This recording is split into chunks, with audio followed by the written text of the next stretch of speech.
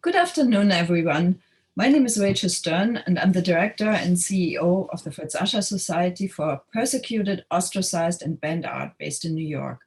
We research, discuss, publish, and exhibit artists whose life and work were affected by the German Nazi regime between 1933 and 1945. Today, we turn to the ongoing debate about artworks that changed hands during the Nazi persecution of Jews.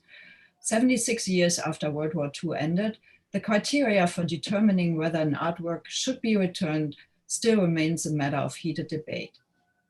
Welcome to New Frontiers of Provenance Research, the Mosse Art Research Initiative. It is my pleasure to introduce our distinguished speaker, the art historian Meike Hoffmann, who not only is prominently devoting her career to provenance research, but whose innovative work is changing the field. After her presentation, we'll have time to ask questions, so please submit them in the chat function. Meike Hoffmann, Professor Dr. Meike Hoffmann, teaches at Freie Universität of Berlin.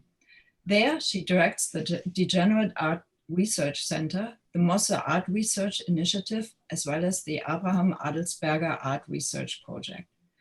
She organized the first academic training on provenance research at Freie Universität of Berlin, where she received her PhD and now teaches at the Department of History and Cultural Studies on degenerate art and Nazi art policy during the Third Reich. She was a member of the Task Force Schwabing Art Trove and participated in the follow-up research project on the Gurlitt collection at the German Lost Art Foundation. Among several other publications, she's author of Hitler's Art Dealer, Hildebrand Gurlitt, 1895 to 1956. Welcome, Meike. Thank you, Rachel. Yes, ladies and gentlemen, dear colleagues, good evening in my time. Thank you, Rachel, for your kind introduction and for the possibility to talk about the Mosse Art Research Initiative, in short, MARI, its structure and research results. I'm all the more grateful because the project was reanimated just a month ago after an initial 3-year funding period from 2017 to 2020. Currently, the research team is funded exclusively by the Mosse Foundation in Berkeley. An application for further funding has been submitted to the German Lost Art Foundation, so please keep your fingers crossed. What is MARI about? The project is innovative in many ways. When we started in 2017, for the first time, descendants of victims of Nazi persecution were cooperating with German institutions in a public-private partnership in provenance research. Numerous works from the former Mosse collection have already been recovered and restituted since then. MARI's task, however, is not only to search for the works of the former collection, but also to gain insight into the strategies of the so-called Gleichschaltung, consolidation of the press, just after the Nazis came to power in 1933, as well as the persecution situation of the family and the immigration routes of the individual members, in order to grasp the full extent of the fate and the consequences that continue until today. Before going more into detail about the project, I would like to raise another 2 questions. Who exactly was Rudolf Mosse and what did he collect?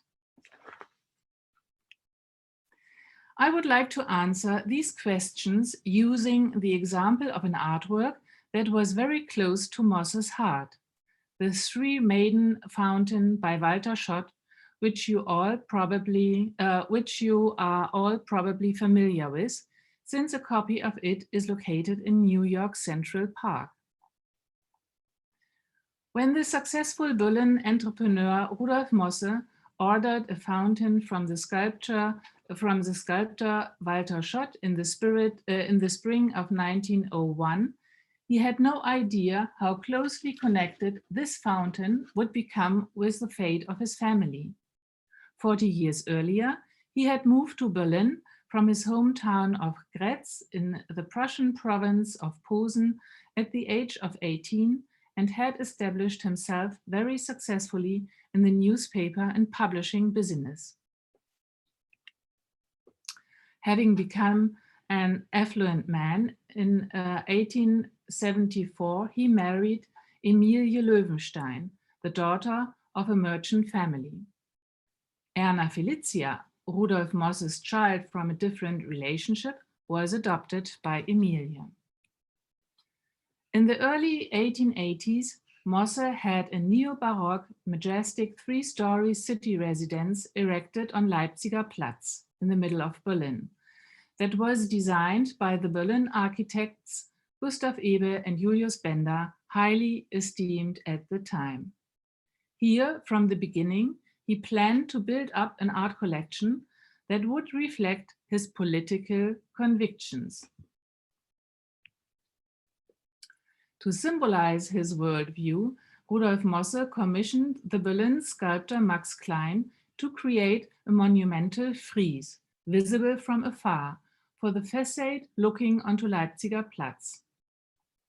The 2-meter-high frieze with the title Die Erhebung des deutschen Genius, the rise of German genius, shows the development of the German Empire in several stages. In the final scene, the chronology reads from left to right, the German eagle triumphs over the Gallic rooster. Mosse obviously wanted to set a monument to the victory of the German states in the Franco-Prussian War in 1870-71, and thus the long-awaited foundation of the German Empire.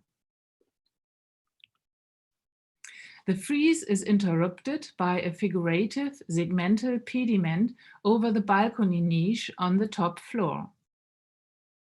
The scrollwork cartouche, placed at the center, is emblazoned with the initials of Rudolf Mosse, RM.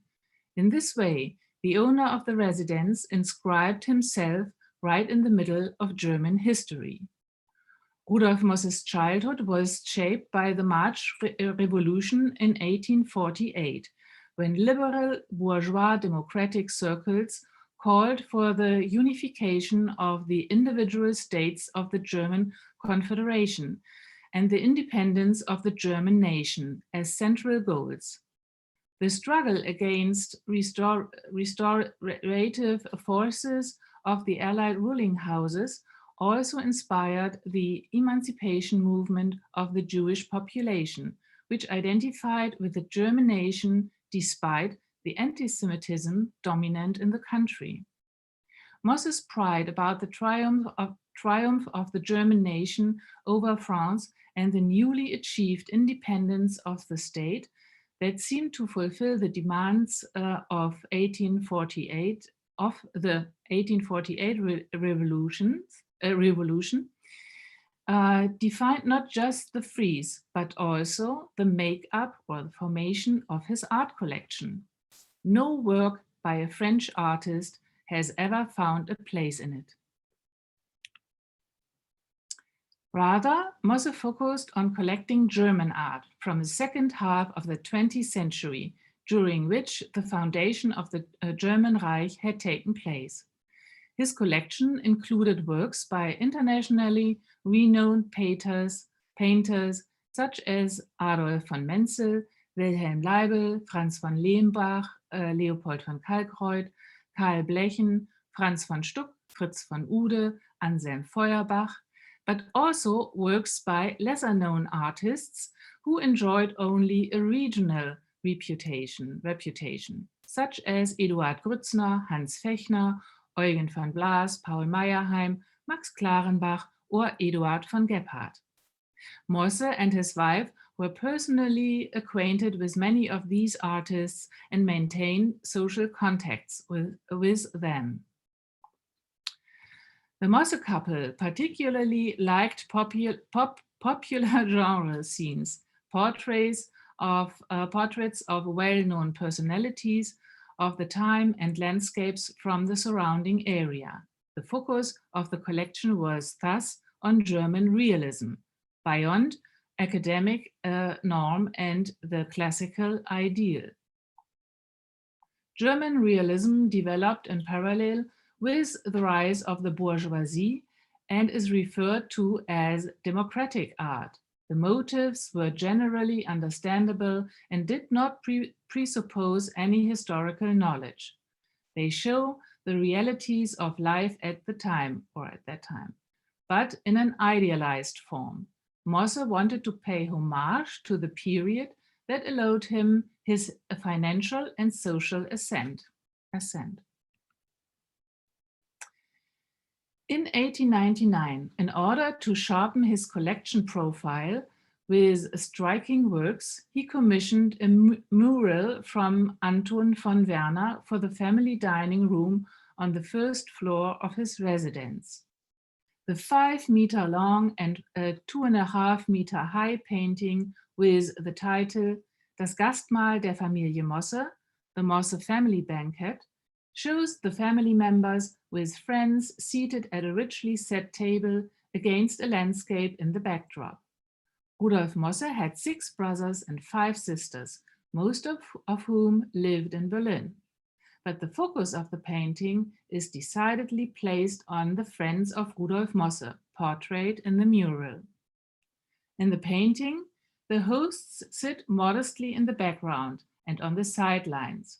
Rudolf Mosse is wearing a white ruff and is placed left of the center, standing behind the table. Emilia is placed in the foreground. On the right is Felicia in front of her. No, beside her. Excuse me.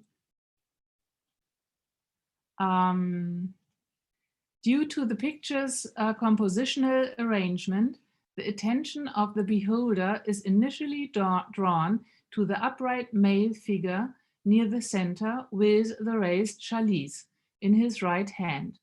The person in question was the Council of Justice and writer Albert Träger, who, at the time, sat in the German Reichstag for the Deutsche Freisinnige Partei. Additional figures in the painting were almost members of that political party. For example, the well-known Berlin pathologist Rudolf Virchow, sitting behind the table next to Mosse, with whom Mosse was close friends, as well as the lawyer Albert Haenel, left behind the table with a white beard and white ruff, and the journalist and philosopher Heinrich Rickert, with a black hat left next to Haenel. They all held important positions in the Deutsche Freisinnige Partei. Mosse, as host of this gathering, identifies with the political viewpoint of his guests. The Deutsche Freisinnige Partei had a liberal left program. It promoted increasing the role of parliament in the constitutional monarchy, securing press freedom and establishing equality among all religions, including Judaism. The painting shows Mosse and his friends in a form of representation, otherwise reserved for the aristocracy, thus questioning the primacy of the reactionary power elite of the empire. In addition, the scene of the table gathering is placed in the Dutch 17th century, a heyday of art and scholarship, an era of religious freedom and bourgeois prosperity. It seems that Mosse had the mural painted as a rejection of the emperor that was clearly understood at the time. Emperor William II, who began rule in 1888, proved increasingly to be a stubborn enemy of liberalism in all its aspects.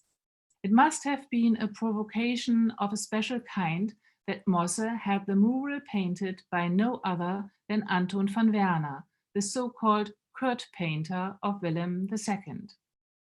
When the large painting was installed in the dining room, Mosse began to think about opening his collection to the public, which would fulfill the goal of his motivation as a collector.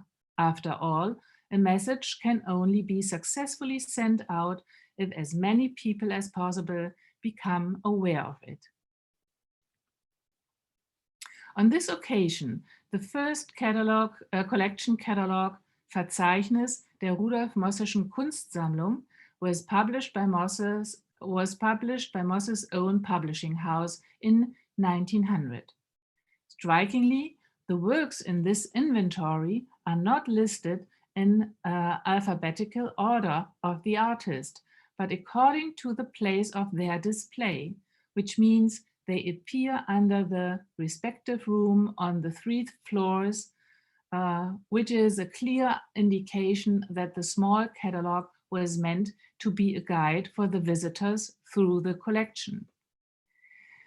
As we can see, the artworks were by now spread over all the rooms, not only the specially designed ones, such as the sculpture hall, the skylight room, the banquet hall, the winter garden, or the music hall, but also the family living rooms, the dining room, the men's room, and the ladies' room.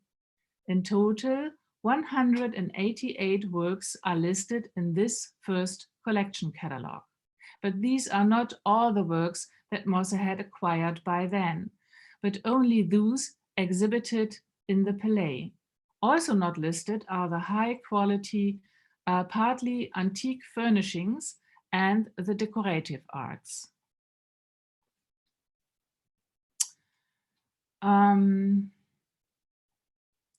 Even though the collection had already reached a representative size by then, Mosse hesitated to open it.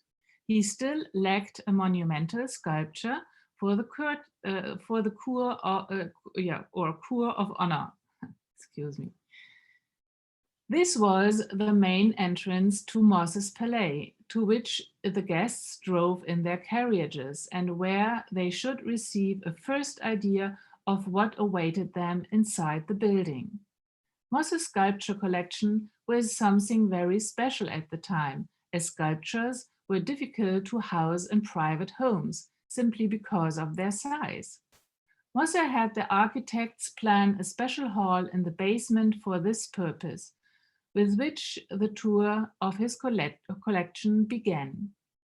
At the entrance to the hall, he had a limestone sculpture of a young lion by the sculptor August Gaul, Berlin sculptor August Gaul, placed, which was the first to greet visitors. Also included were marble figures by Gustav Eberlein, Fritz Klimsch, Oskar Begas, Max Levy, as well as bronze casts by Hugo Lederer, Ludwig Manzel, and Johannes Götz. So again, a colorful mix of well-known and lesser-known German sculptors. Rudolf Mosse was particularly fond of the bronze figure of a female ball player by Walter Schott, which is already listed in the 1900 collection catalogue. Today, it is one of the best-known works of the Berlin School of Sculpture, as it corresponded exactly to the taste of the German bourgeoisie. When Mosse visited an exhibition of Walter Schott's works in a Berlin gallery in April 1901 and saw the design for a fountain with 3 girls dancing, his mind was made up to acquire another work by the sculptor. Shortly thereafter, he made the final arrangements with Schott in his studio and commissioned the fountain in a modified composition with slightly larger than life figures.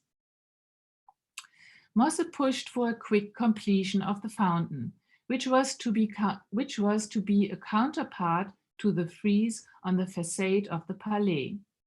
Walter Schott, like Anton von Werner, was a kind of court artist to the emperor. By commissioning the artist, Mosse showed everyone who would see the work in the future, what the emperor can do, so can I.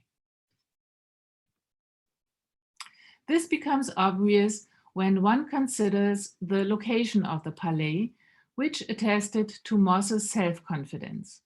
Mosse Palais, facing Leipziger Platz, right next to the glamorous department store Wertheim, was part of cosmopolitan city life. The Kurt side on Vossstraße was right in the middle of the government district of the empire. Rudolf Mosse's collecting and presenting of art was linked to the concrete social reform goals in the sense of liberal politics. The symbolic effect that emanated from this palais challenged the rank of the imperial court and thus at the same time promoted the constitution of a new social order in clear opposition to the conservatory policies of Kaiser Wilhelm II. In this time, as a collector, Mosse found himself among a number of like-minded people, whereas collecting and promoting art was the domain of princes and nobility, yes, in the German states until the end of the 18th century. The 19th century saw the emergence of the bourgeois patron. This happened in parallel with the socio-political changes resulting from industrialization. After the founding of the German Empire in 1870-71, the wealthy economic bourgeoisie grew immensely. This was particularly true of Berlin, where the generous patronage of donors, including Rudolf Mosse, had a lasting impact on the museum landscape during the empire. Examples include the cotton merchant Henry James Simon and the coal merchant Eduard Arnold, whose collection profile is most comparable to that of Rudolf Mosse. As a typical representative of Berlin patronage, however, Rudolf Mosse did not only collect art. For him, the support of science was just as important. He acquired a library of nearly 10,000 volumes of German literature from the scholar Erich Schmidt, which he wanted to make available to scientists for research purposes in parallel with the opening of his art collection. In addition, Rudolf, together with Emilie, was involved in charitable work. They supported health and social welfare programs and promoted mass education. They donated scholarships and funded various associations, ensured the social security of their employees, and financed the erection of hospitals and orphanages. On April 1st, 1895, the Mossische Erziehungsanstalt für Knaben und Mädchen was founded in Berlin-Wilmersdorf, a non-denominational orphanage free of charge, where children, predominantly from the impoverished middle classes, were cared for. A relatively high proportion of Berlin's patronage was taken by citizens of Jewish origin. For them, in the spirit of the Jewish religious obligation of charity, financial advancement was naturally linked with charitable commitment. Of course, Kaiser Wilhelm knew about the importance of the patrons and protected them. He awarded them medals and honorary titles, so that they were soon referred to as Kaiserjuden, Emperor's Jews. However, this did not change the fact that Wilhelm II maintained the legal and administrative restrictions on Jewish citizens. Possibly for this reason, Rudolf Mosse eluded imperial circles, while Emily had the order of Wilhelm conferred on her, Rudolf refused to accept it.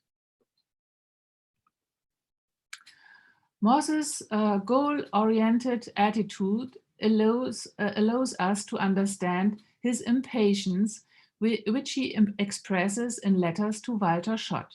Again and again, the sculptor rejected his models for the fountain and worked on new versions. 7 years after the commission was awarded, Mosse again pressed for delivery of the multi-figure bronze sculpture.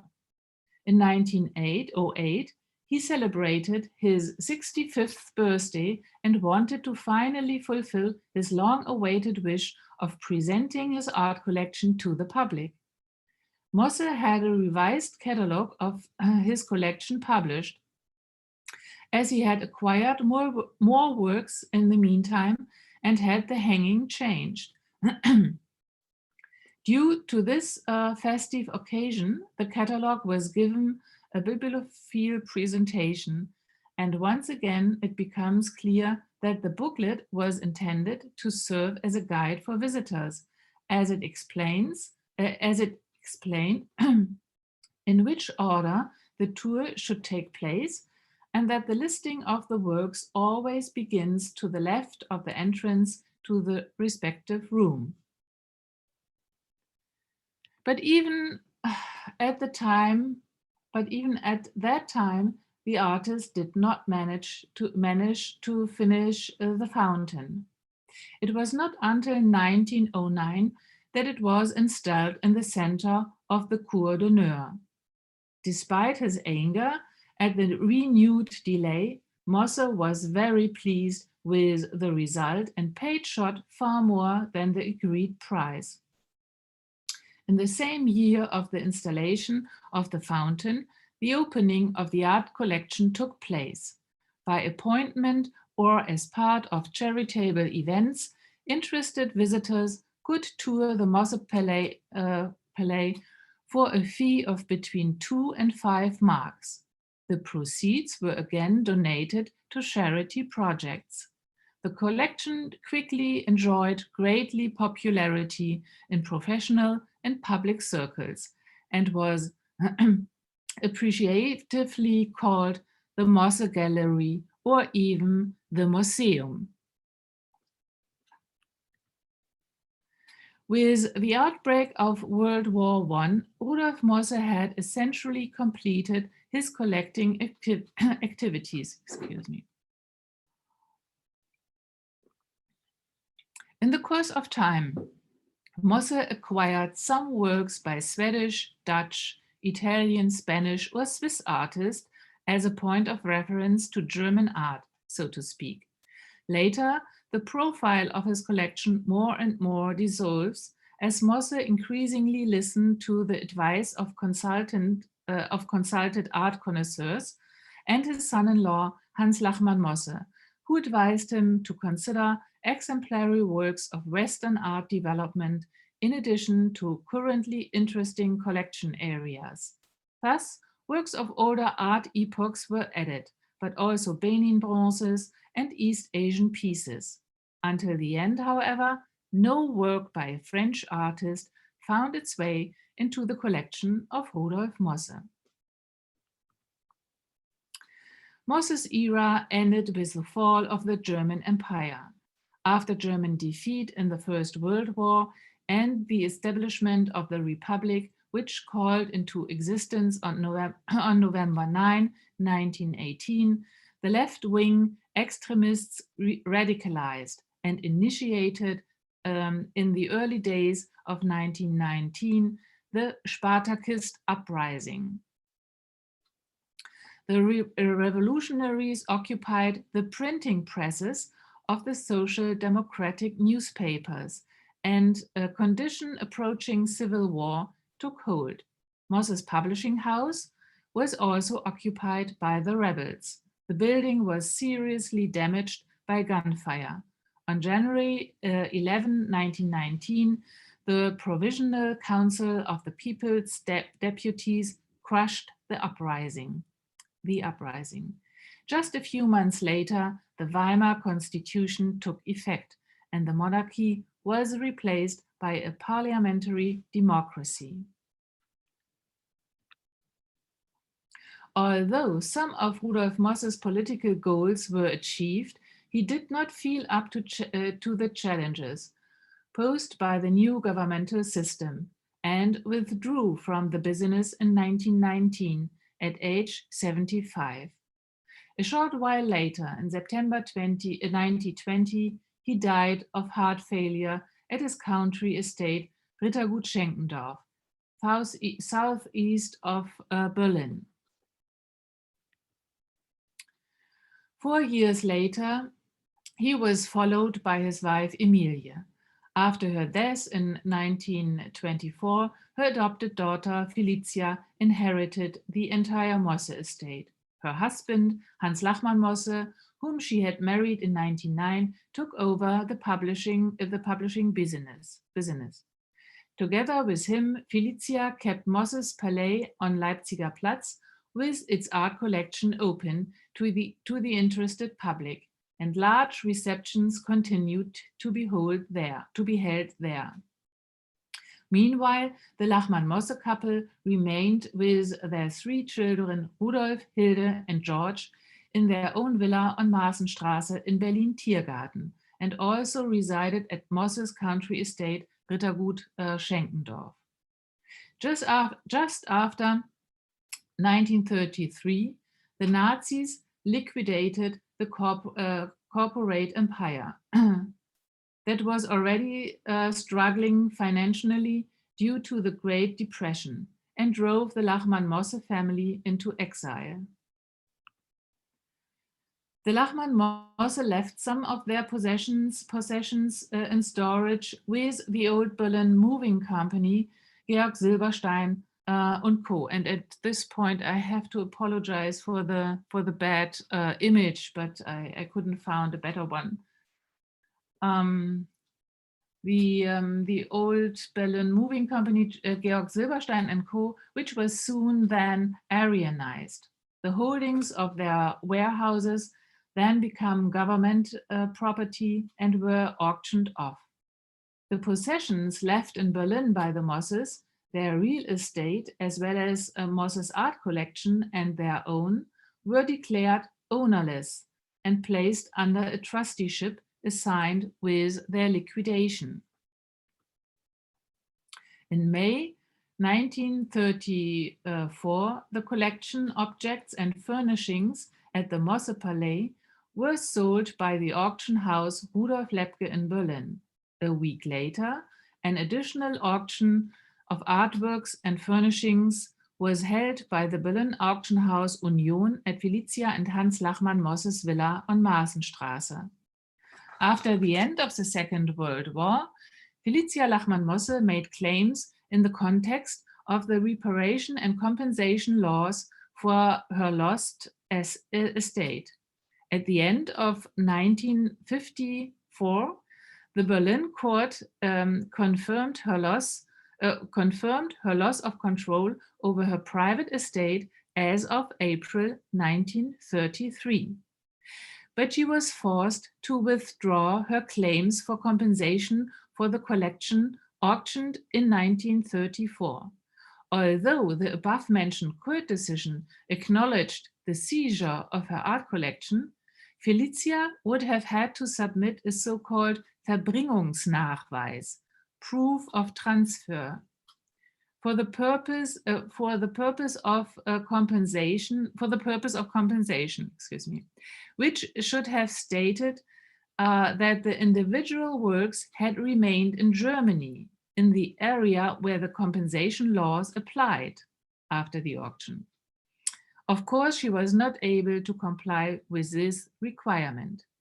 The compensation case also did not account for the real estate owned by the Mosse family that were located in the newly founded GDR and thus outside the jurisdiction of the new West German laws.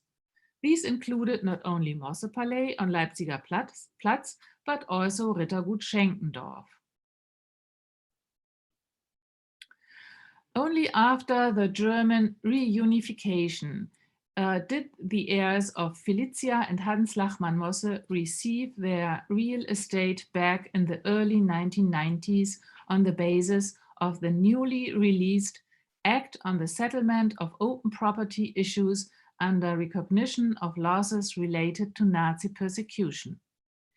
2 decades later, the Mosse Foundation began the search for artworks from the former Rudolf Mosse collection and established the Mosse Art Restitution Project, in short, MARP, together with the American and German legal representatives of the heirs. This is the point of departure for the Berlin-based Mosse Art Research Initiative. MARI is faced with several challenges. Unlike provenance research undertaken at museums to examine their own collections, the artworks of the Mosse collection are not present but absent. This means we have no access to the real sites of the artworks with the stickers, stamps, notes, and numberings that are so important for provenance research. Before we can begin with the actual work, the collection must be reconstructed and all the associated artworks identified. Only then can the distribution paths of the confiscated objects, the exact circumstances of their confiscation, and their current location be investigated. Beside provenance research, in the genuine sense of the term, MARI's project is also one of reconstruction, authentication, and localization, which requires methodological clarification, excuse me. In addition, the wide variety and extent of the former Mosse collection increases the difficulty of the research project. Beside the works of German artists from the 19th century and the East Asian art and Benin bronzes I have already mentioned, applied art, tapestries, antiquities, smaller excavation finds from Egypt completed the collection, not to mention the library with the 10,000 volumes.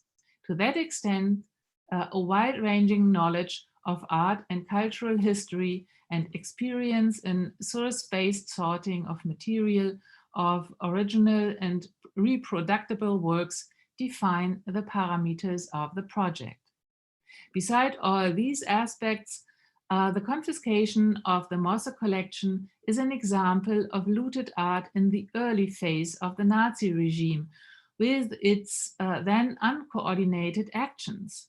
It was only with the enactment of the Nuremberg race laws in September 1935 that the systematic seizure of assets began, which was then documented in detail.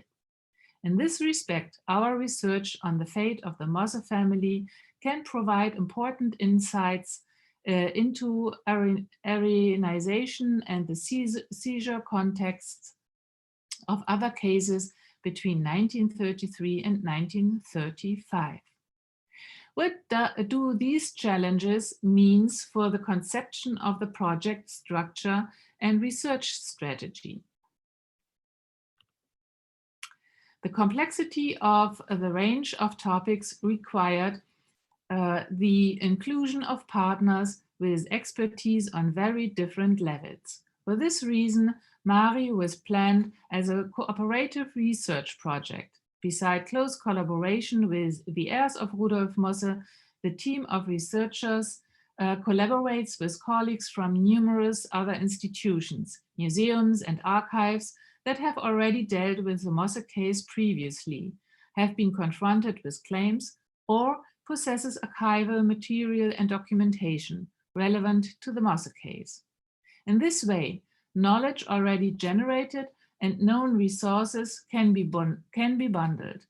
MARI thus relies on an interdisciplinary, decentralized, academically coordinated network, rather than the one scholar provenance research that is primarily funded in Germany. In MARI, information does not flow as a kind of end product from one direction to another, as in assigning tasks, but freely and openly among the circle of experts, where it is subject to friction and filter coefficients. The project is not hierarchically organized. None of the partners is in charge of the final interpretation of the findings. Berlin's Freie Universität, as an unbiased institution, unaffected by claims to restitution, is an ideal location for the project like Mari. In addition, research on Berlin's art patronage has a long tradition here, beginning in the late 1990s with the research of art historian Thomas V. Gaetkins, later director of the Getty Research Institute in LA. Furthermore, the possibility of involving students in the project is a great advantage in mastering the immense amount of research.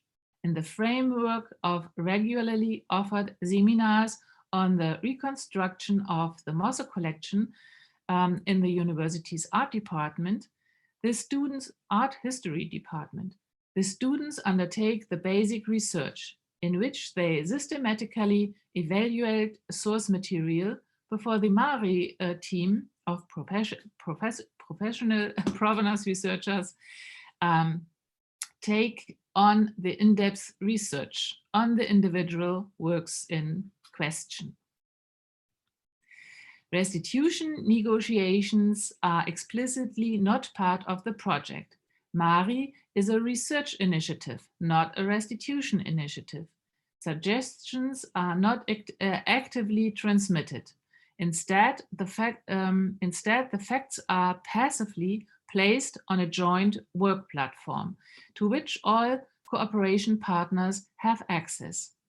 Only in this way can the project maintain the neutrality that is essential for our concern and which promotes communication among the various parties involved. As long as priority is placed on fact-finding, all partners share the same interest orientation. Here, the project goes far beyond the frame of its actual research area. The joint work of claimants, current holders of the works in question, and independent scholars provides insight into various approaches and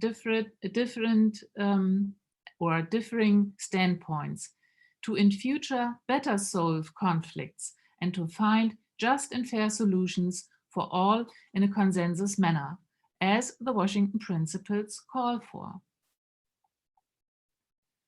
With its open policy and mutual understanding as a conceptual and at the same time praxis-driving strategy, Mari is able to avoid getting stuck in familiar patterns and in so doing attempts to prepare a foundation of a joint, not only German, memorial culture. What results have been achieved until now? The team was able to find numerous new sources that made it possible to determine Rudolf Mosse's collection profile for the first time that I already introduced to you in the first part of my talk. At the same time, these sources let us learn about his networks and acquisition strategies, which I cannot go into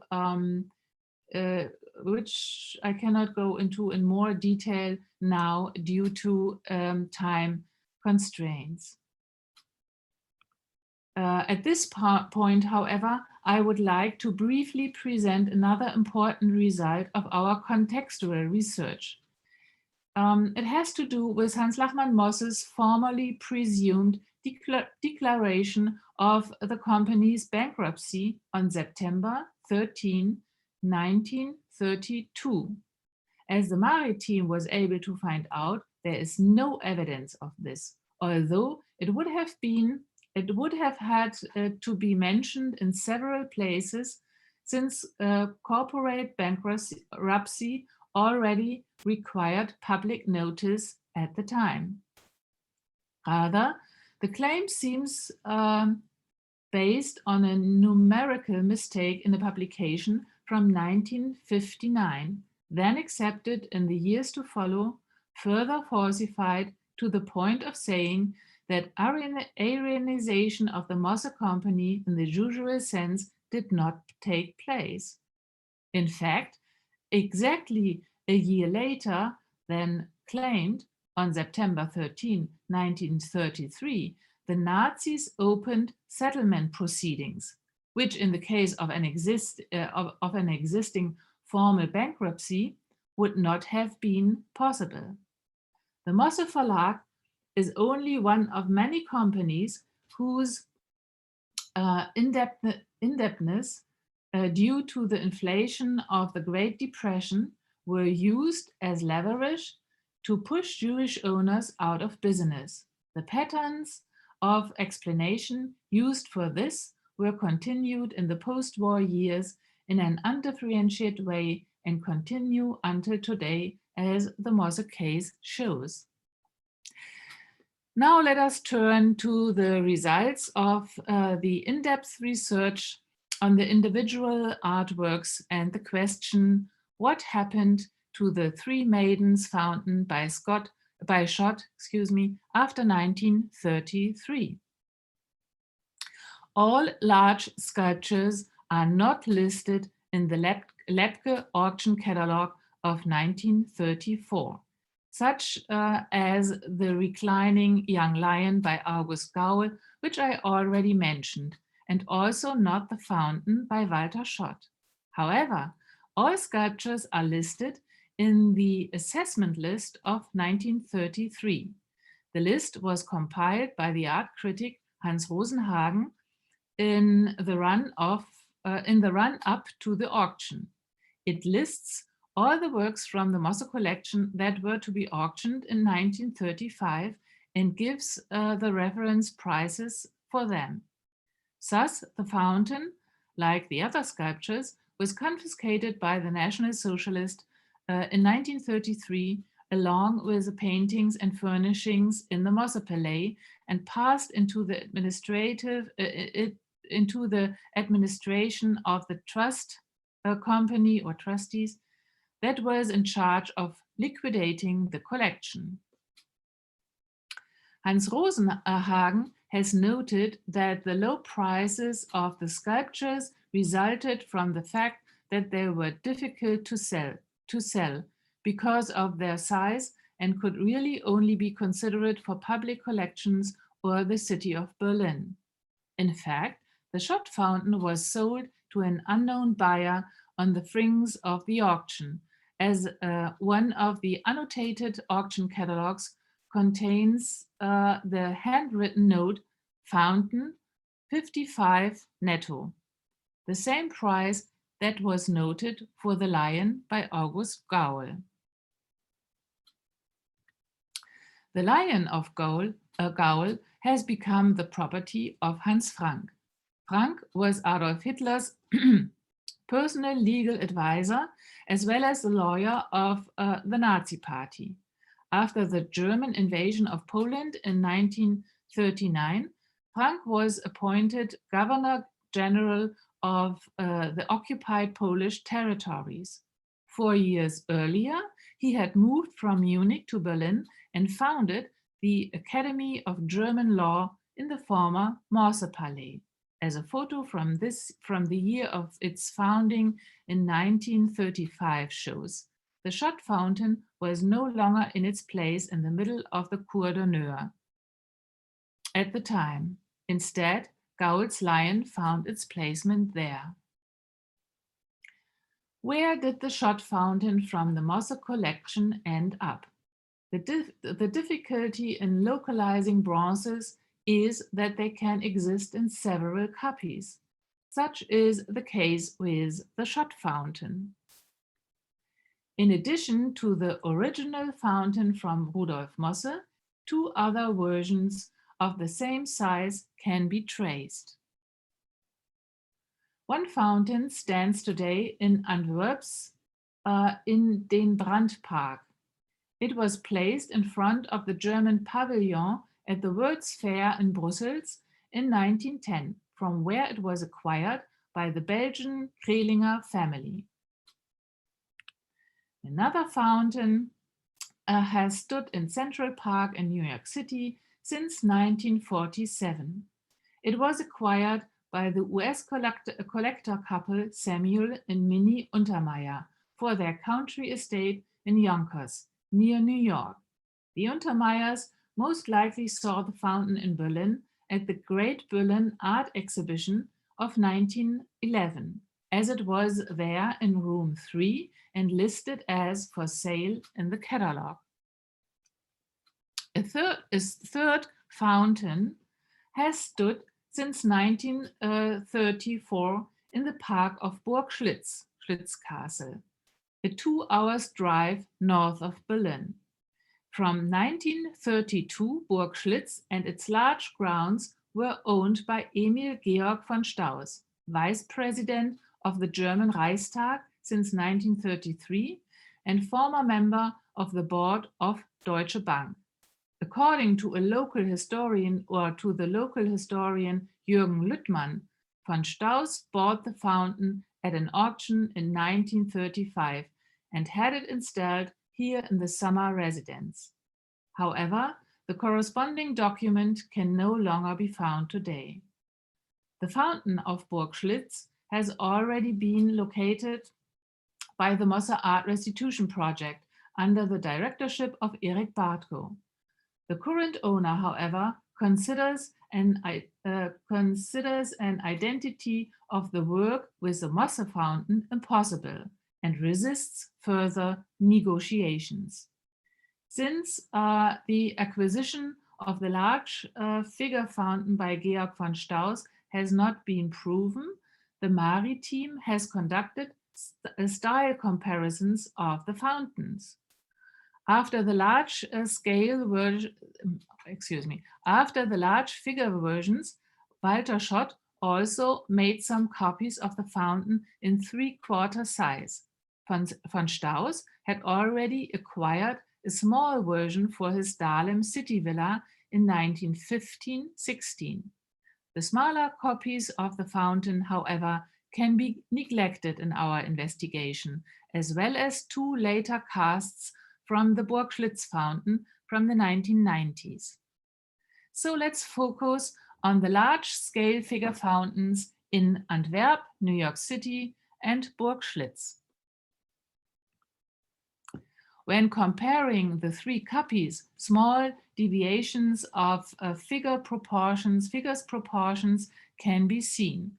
However, these may also be due to the fact that the fountain in the park of Schlitz Castle or Burg Schlitz was damaged in a storm in the winter of 1962 and later restored. In one important detail, however, there is a crucial difference. I don't know if you can see it in my presentation because maybe the window for the presenter is covered the photo. I don't know. Well, in one important detail, there is a crucial difference.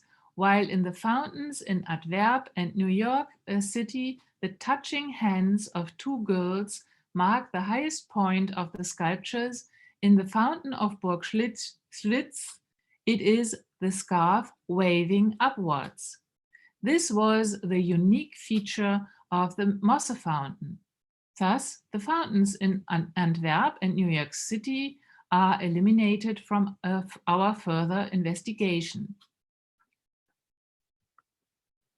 While the bronze figures are replicable works, the limestone pedestal is an original. That is why, oh, excuse me. Yes, this is the comparison with the, let me see, this is Burg Schlitz, this is New York City, I think, and this is Antwerpen.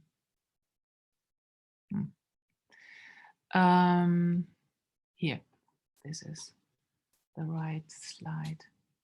While the bronze figures are replicable works, the limestone pedestal is an original. That is why we examined the pedestal more closely and cut together photos of the Mosse fountain and that of Burg Schlitz. This comparison also implies a work identity. However, it must be emphasized that our results are art historical arguments and not legally valid evidence.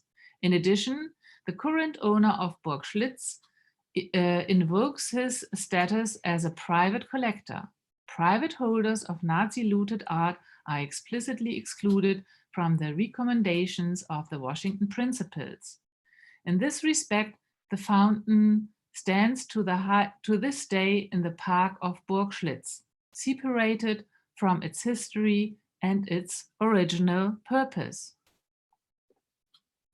The only witness to all that happened back then is The Lion by August Gaul. The sculpture was one of the first artworks acquired by Mosse. It was continuously located in Mosse's palais until the end of the Second World War.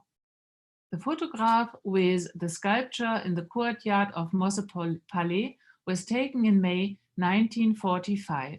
To the left of the lion is the grave of a soldier. The palais around it has been destroyed down to its foundations. Hitler's Neue Reichskanzlei, towards which the lion seems to be looking, is also in ruins.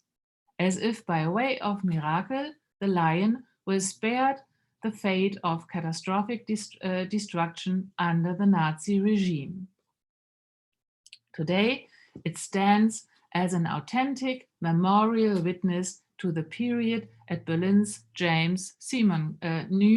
Berlin's new James Simon Gallery.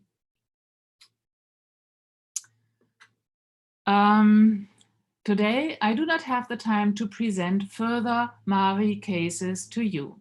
You can look up all research results in the MARI portal, which we master tailored for Provenance research results and which we published on the internet in German and English in 2018, just 1 year after the project began. To date, a total of 13 restitutions have been completed on the basis of MARI research. 3 restitutions are still under negotiation, and 3 restitutions have been refused, as they are now in private hands. In addition to the Schott fountain at Burg Schlitz, it is a painting by the Swedish artist Anders Zorn, belonging to a private collector in Sweden, as well as a Fontane portrait by the Berlin artist Hans Fechner, today belonging to the daughter of Hjalmar Schacht, a Nazi politician. Overall, the MARI results are very respectable when compared, for example, with the 15 restitutions from the Gurlitt collection, while the research took 10 times as many experts and provenance researchers, twice as long to complete as the MARI team, even though Gurlitt's artworks are physically present and did not have to be identified first, and no database was built up parallel to the research. Thank you for your attention. Thank you so much, Meike. There are so many questions that I have, but everybody else, please post your questions now to the chat or the Q&A function. And we have 2 questions by Kirvan, who asks something not super related, but he asked about the Mosse Banquet. Whether that mural depicts, he states that the mural depicts a displacement of family and friends into magical setting in the past. It's a fantasy that could be read as an aversion to reality of quotidian life. Was this theme of putting oneself into the past commissioned by other wealthy Jewish collectors in Wilhelmine, Germany?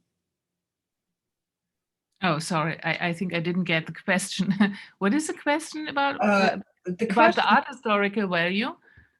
The question is whether the banquet, Yes. moral puts the family and friends into a magical setting in the past, and whether that was a common thing, that was a common theme or yes, setting yes, for yes, Jewish I understand. collectors. Now I understand.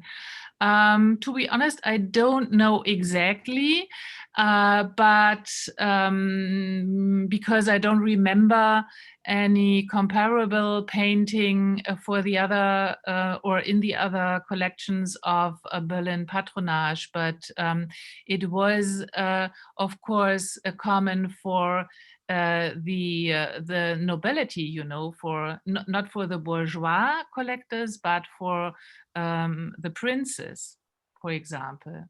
Mm-hmm. So there is a tradition to do so in art history, but it was new for the bourgeois collectors to yes, to do so. Mm-hmm. Yeah. And then he asked whether US museums and galleries hold Mosse family artwork, whether they hold works that have been in the Mosse.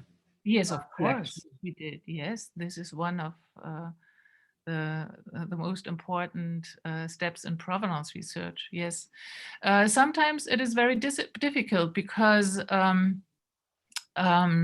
not every museum has its collection online, so you have, of course, to ask them, to write them, to travel to the museum. So it is time consuming, but of course this is very important to do. Yes.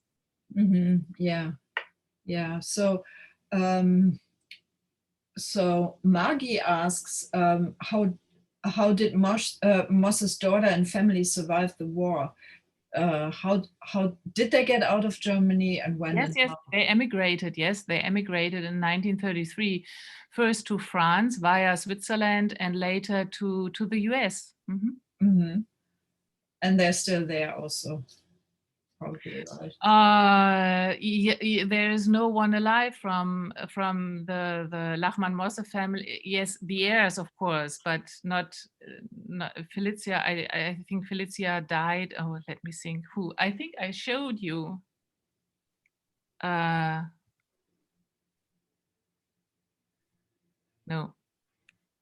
Where's the family? George Mosse. No times. George Mosse was the last from the family who died in the 1990s. I think Felicia in the 1970s, if I'm right. Rudolf Mosse Jr. died in the 1950s, very early, and Hilde, I don't know, 1980s maybe. Mm-hmm. Yeah, thank you. Thank you. So there's just, we went over our time already, so I'm sure there are so many more questions, but Veronica asked, do you accept volunteers for this research? Yes, I'm not allowed to accept student volunteers because the university has to pay for work. But of course, we receive great feedback from the public, and they are also volunteers, so to speak. So we already get very important information, yes, from interested people, from the broader audience, you know.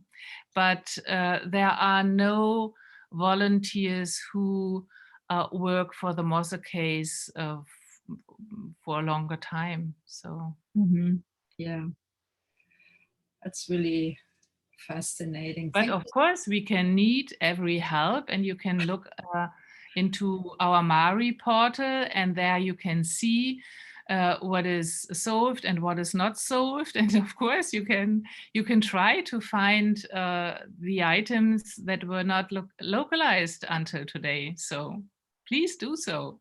Yeah. I would be very happy about it.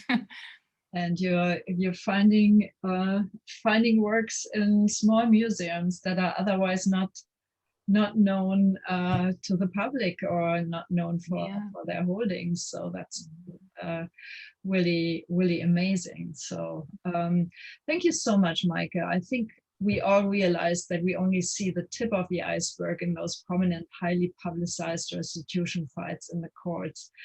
But you are actually one of the enablers in the background on whose meticulous research these cases are built.